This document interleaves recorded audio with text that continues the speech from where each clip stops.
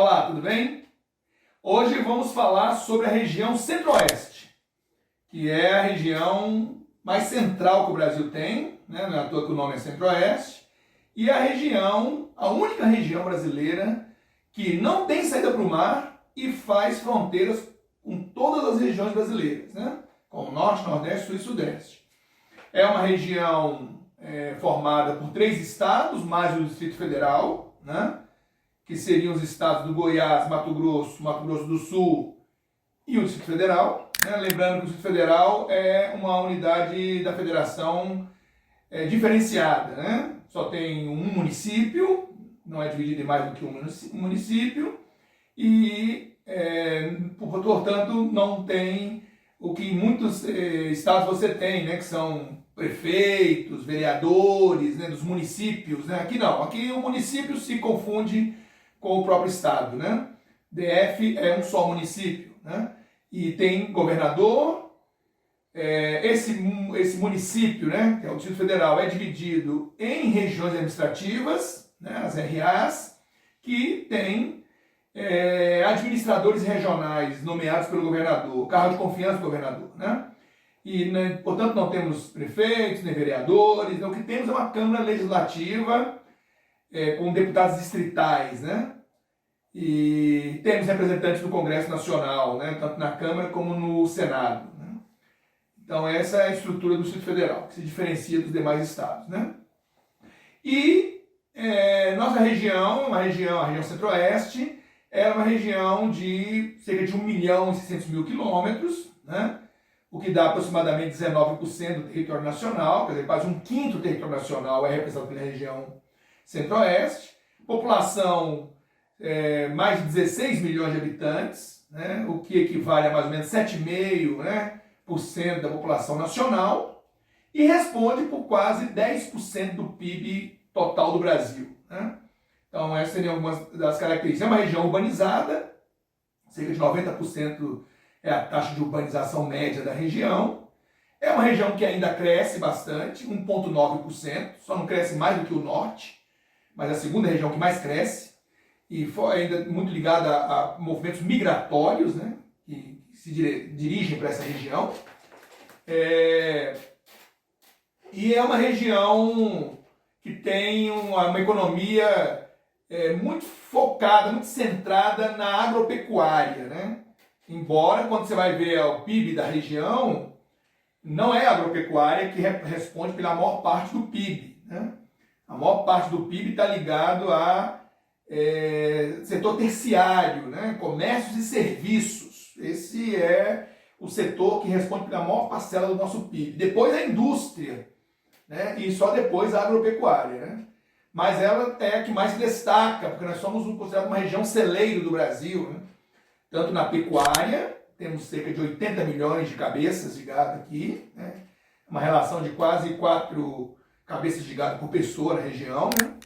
E temos uma forte agricultura, na área de grãos, né? Soja, milho, somos os maiores produtores nacionais, né?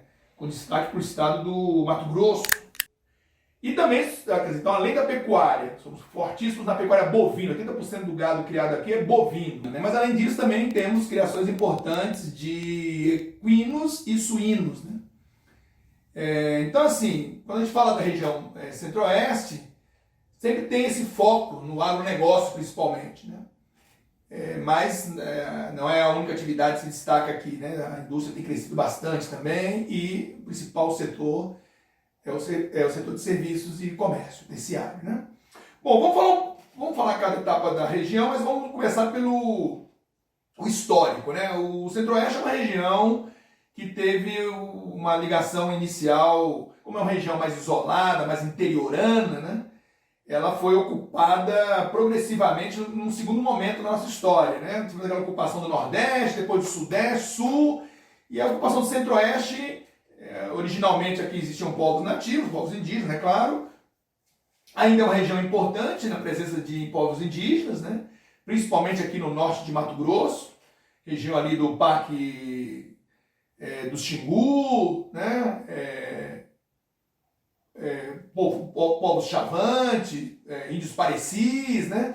nós temos uma representatividade indígena no Centro-Oeste importante. Embora metade da população se autodeclare branca aqui, né? Originalmente, então, os povos nativos aqui estavam, e os primeiros a chegarem aqui foram bandeirantes, os bandeirantes paulistas principalmente, né? O Anhanguera, que é um famoso bandeirante que chegou por aqui, caçando índios, buscando minerais preciosos, né? Ouro, diamantes, né?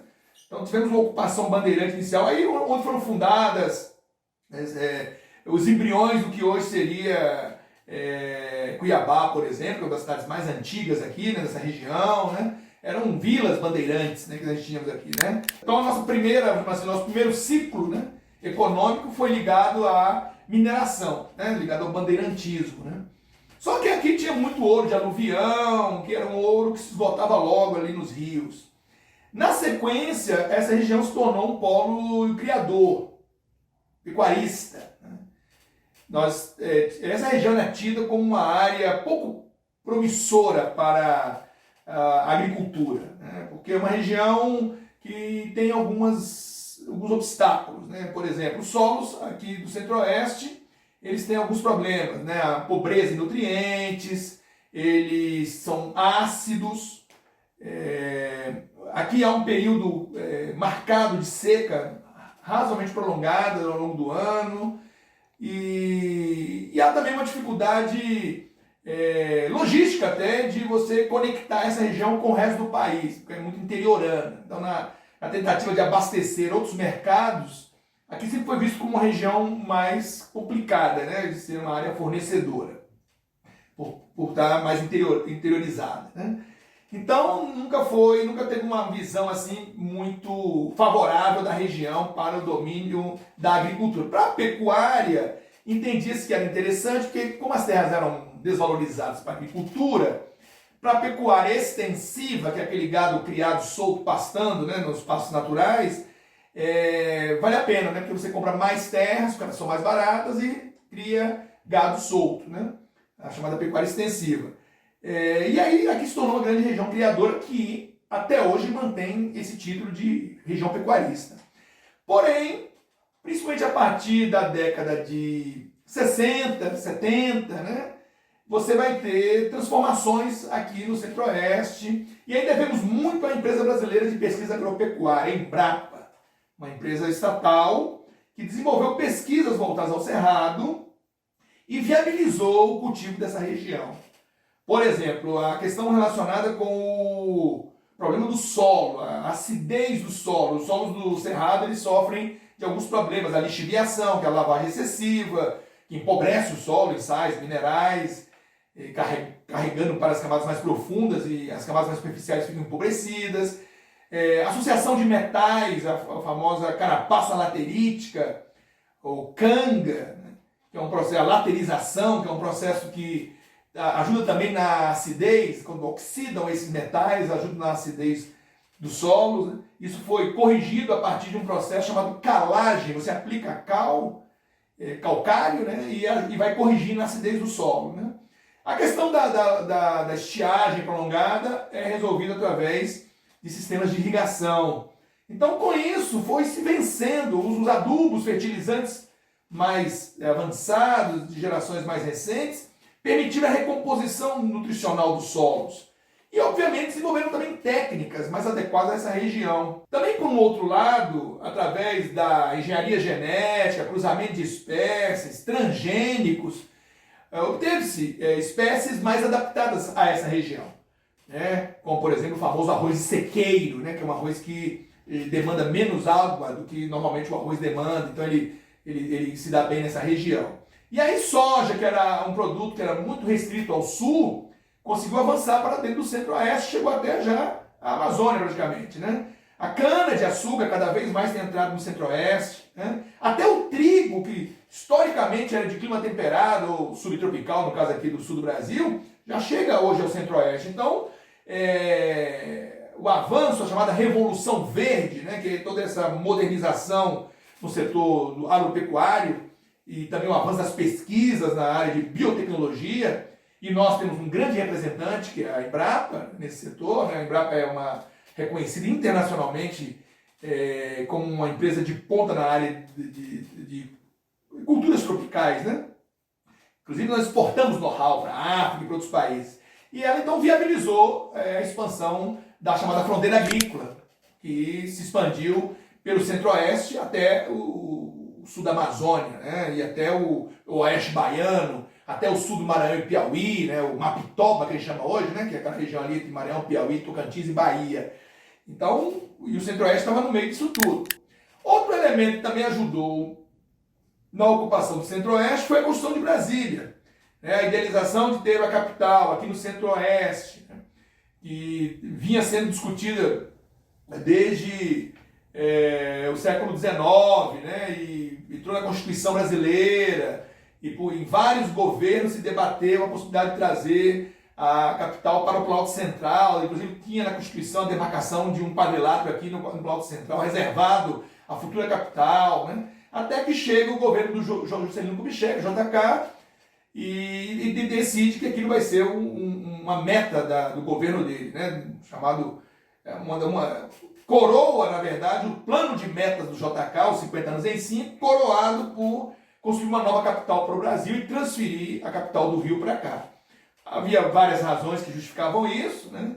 Ter uma cidade apropriada ou construída para fins de administração pública federal, que não podemos deixar de lembrar, é um luxo para um país com tantas desigualdades, tanta pobreza, com tanta deficiência de investimento em tantos setores, mas nos demos ao luxo de construir uma capital, né? Nova, moderna, né? Que impressionou o mundo inteiro pela modernidade, não só da arquitetura, mas também da concepção, que é do Oscar Niemeyer, mas da concepção do plano urbanístico do Lúcio Costa, né? Tudo isso impressionou muito o mundo. A cidade foi tombada como patrimônio cultural da humanidade pela Unesco, né?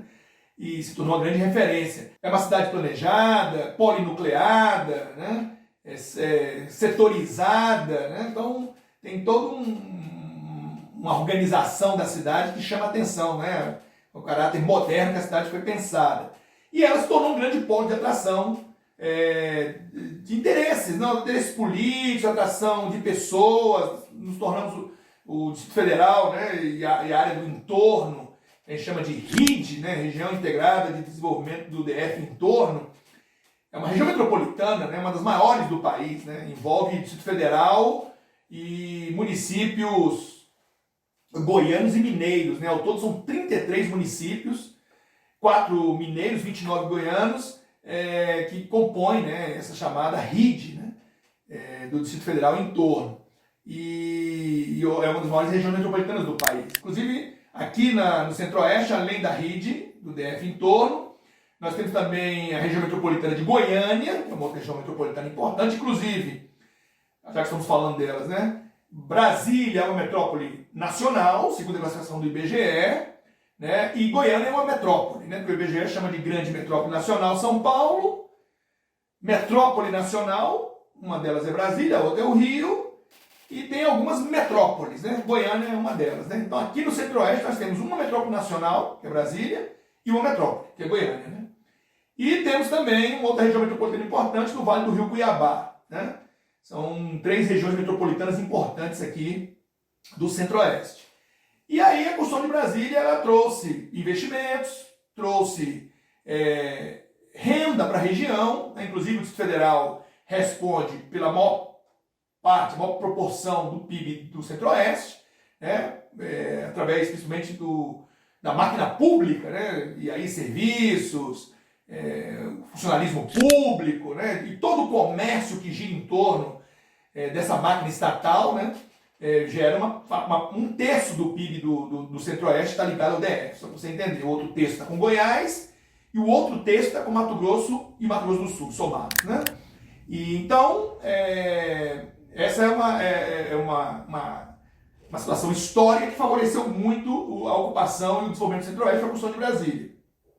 E junto com Brasília vieram também as conexões, aumentaram as conexões do Centro-Oeste com o resto do país, né? Através de rodovias, principalmente, né? Vocês sabem que no nosso país a prioridade é o sistema rodoviário e o Centro-Oeste passou a cada vez se conectar mais com o Nordeste e com o Sudeste, né? Através principalmente de rodovias, mas também serviu de ponte para alcançar o Norte, através, mais uma vez, de principalmente de rodovias, Belém-Brasília, Cuiabá-Santarém, Cuiabá-Porto Velho, Brasília-Acre, né? São a Transpantaneira, são algumas rodovias importantes que conectam o Centro-Oeste com o Norte ou com outras áreas do país, né?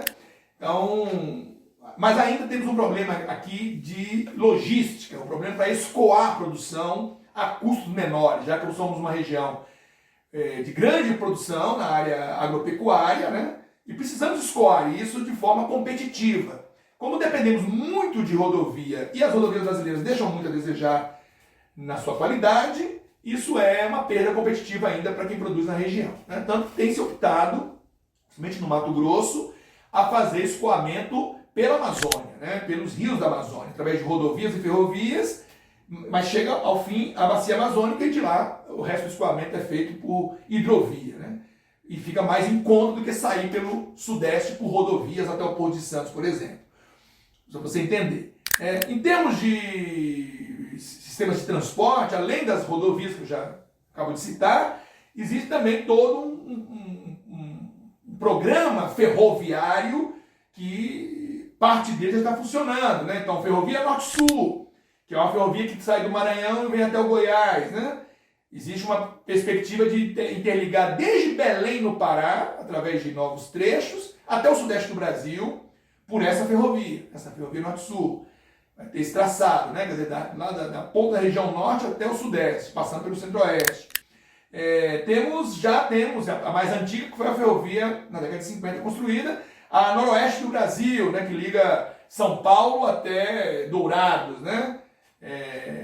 No Mato Grosso do Sul. É outra ferrovia importante, né? Temos a ferrovia de integração centro-oeste, que a intenção é ligar a ferrovia norte-sul, que passa pelo Goiás, até Rondônia. A Ferrogrão, né, que sai do Mato Grosso e vai até o Pará, né? Lucas do Rio Verde, Sinop, né, até o Pará. Lá, né? E lá, através da Bacia Amazônica, você escoa o resto da mercadoria. Então, existem vários projetos envolvendo... Inclusive uma ferrovia transoceânica, né? Que com essas conexões todas você conseguiria sair desde o sudeste até o Pacífico, saindo pelo Peru, né? Então existem vários projetos que já estão em andamento, já estão licitados alguns trechos dessas ferrovias todas, né? Alguns já estão em funcionamento, que ajudam a conectar mais o centro-oeste com o resto do país. Temos também hidrovias importantes, porque o centro-oeste é uma região que é uma região de onde você é uma região emissária, né, de afluentes de rios, né? Então daqui você tem rios que são parte da bacia amazônica, tem rios que são parte da bacia do Tocantins-Araguaia, tem rios que são parte da bacia Platina, que é formada por três rios, né? Mas dois deles cortam essa região. Um é lá no sul, que é o rio Uruguai, mas o rio Paraguai é o que corta o Pantanal mato-grossense, e o rio Paraná, que corta o sudeste da região, pega ali a junção do Paranaíba e do Grande, né? O rio Paranaíba banha ali o sudeste de Goiás, e o rio Paraná, que o Paranaíba junta com o Grande, formando o Triângulo Mineiro, né? E dali para frente chama Paraná. E o rio Paraná banha o Mato Grosso do Sul, por exemplo.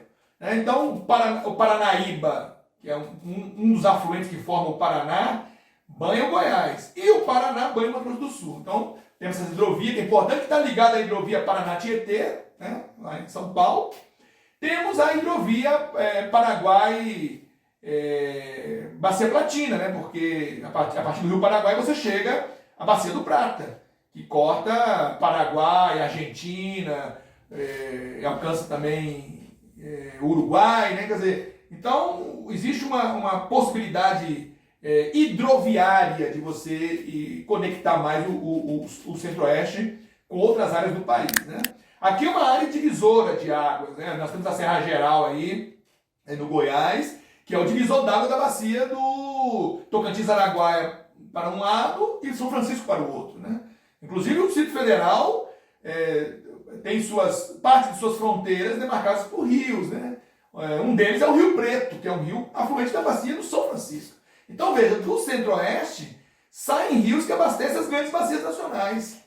Por isso que alguns autores chamam o centro-oeste de caixa d'água, né? porque daqui estão muitas nascentes. É uma região planáltica, né? É uma área elevada, onde predominam processos erosivos, né? E com isso é muito comum nascentes de rios por aqui, né? É uma área muito rica nesse aspecto, né? E aí é importante a preservação da vegetação natural, do cerrado, né? Para ajudar a recompor esses recursos hídricos depois, né? Aproveitando que estamos falando de aspectos naturais da região, né? É importante lembrar que essa região ela tem um relevo planáltico, né? Assim, o que mais se destaca na área, né? Planaltos e chapadas. Né? Planaltos são relevos elevados, né? Mas aqui as altitudes não são muito elevadas, porque é um relevo antigo, muito desgastado, muito aplainado pelas forças de erosão, e é uma área que tem presença de chapadas, que são esses topos aplainados, os planaltos, né? Rebaixados pela erosão, muito comuns aqui. As famosas chapadas dos Guimarães, chapadas dos Parecis, chapada dos Veadeiros, né? São famosas chapadas nessa região. Temos aqui 3 unidades do relevo, naquela classificação mais antiga, né, do Brasil, do relevo brasileiro, que seria o Planalto Central, né, que dominaria a região, um pedaço do Planalto Meridional, que é o Planalto que domina o sul do Brasil, mas entra aqui pelo Mato Grosso do Sul e sul do Goiás, onde estaria, inclusive, a Terra Roxa, né, que é aquele solo de origem vulcânica, muito fértil, né? E nós teríamos um pedacinho desse solo e desse relevo do Planalto Meridional, e a planície do Pantanal, né, que é uma depressão relativa, onde está o Pantanal Mato Grossense, né, cortado pelo Rio Paraguai.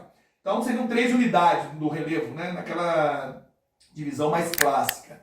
Na divisão mais recente do Jurandir Ross, aí nós teríamos uma divisão em planaltos, planícies e depressões, né? Teríamos o Planalto Residual Sul-Amazônico, ali no norte de Mato Grosso, o Planalto dos Parecis, o Planalto, Planaltos e Chapadas, né, da Bacia do Paraná, o Planaltos e Serras Goiás, Minas, né? Então essa seria uma região de planaltos, né? Teríamos áreas de planície do Araguaia, planície do Pantanal Mato Grossense, planície do Pantanal do Rio Guaporé, aí seriam as áreas de planície. E teríamos algumas depressões, depressão do Araguaia, depressão do Tocantins, depressão Cuiabana, depressão do Rio Miranda, né?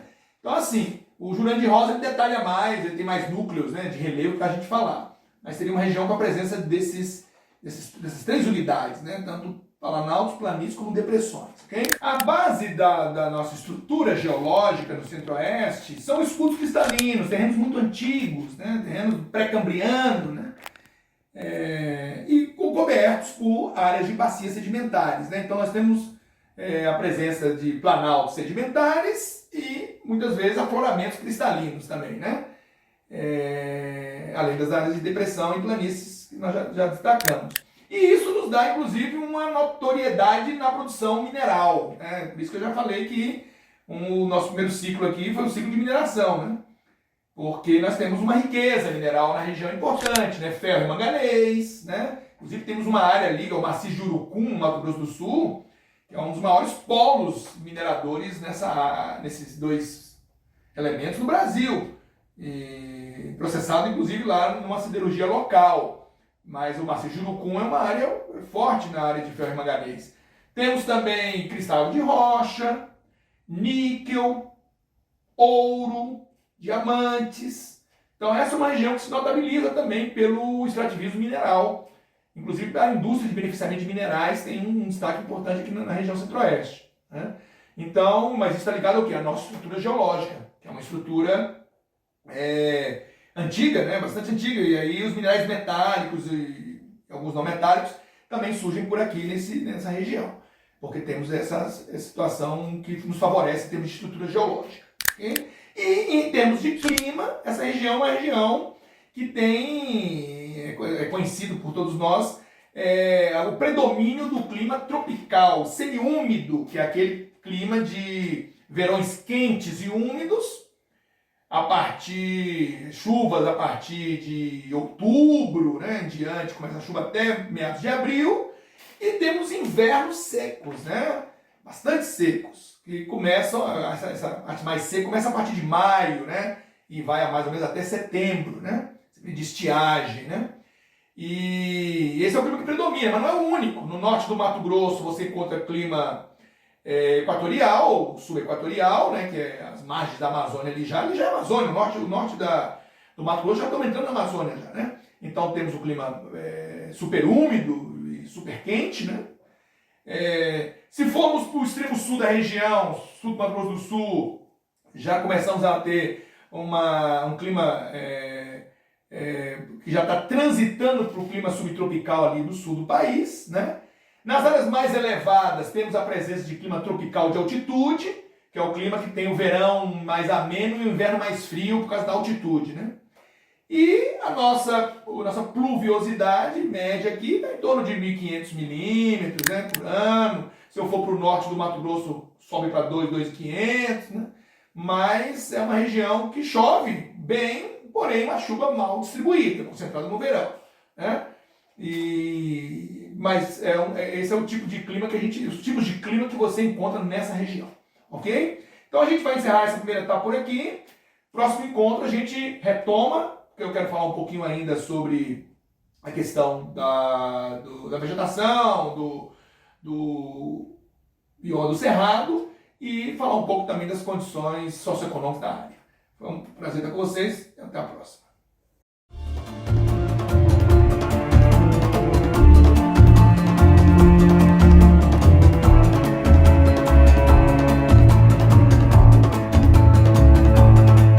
O Cerrado é berço das águas do Brasil, pois é onde nascem a maior parte das águas do país. Por conta de sua geografia de planalto e outros fatores, como o relevo, geologia e a cobertura vegetal da região, ele funciona como uma grande caixa d'água. Só para a gente ter uma ideia, é do Cerrado que dependem 6 das 8 maiores bacias hidrográficas nacionais, incluindo as águas que alimentam o Pantanal. Ou seja, sem o Cerrado, pode faltar água e energia no Brasil. Talvez você não saiba, mas o Cerrado é um dos biomas mais devastados do mundo.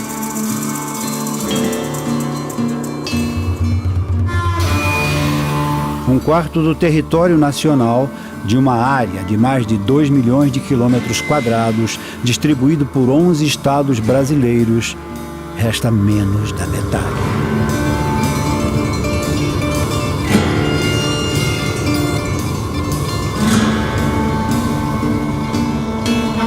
Se o ritmo de desmatamento da segunda maior formação natural das Américas continuar, em 40 anos o Cerrado pode acabar.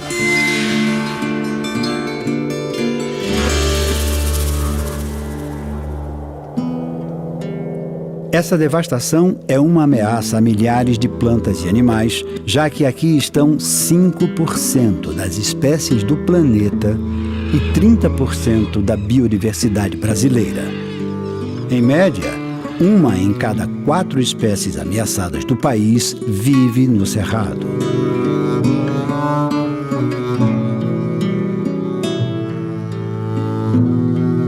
E mais, a qualidade de vida de 30 milhões de brasileiros está diretamente ligada à conservação do Cerrado.